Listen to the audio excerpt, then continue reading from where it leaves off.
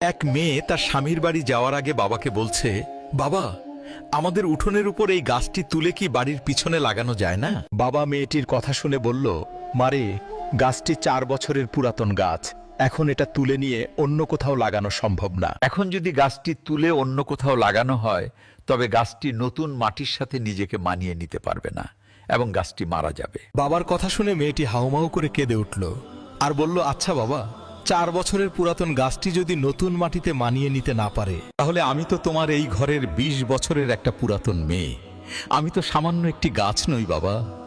তাহলে তুমিই বলো, আমি কিভাবে অন্য একটি নতুন বাড়িতে গিয়ে নিজেকে সম্পূর্ণ মানিয়ে নিব, আর কিভাবে নিজেকে সম্পূর্ণ বাঁচিয়ে রাখবো বাবা?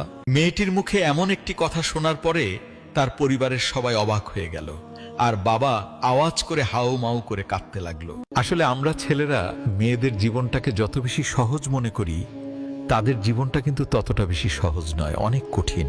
তাই আমি এই পৃথিবীর সমস্ত ছেলেদেরকে বলবো, আপনারা দয়া করে মেয়েদেরকে মন থেকে সম্মান করতে শিখুন এবং তাদেরকে ভালোবাসুন।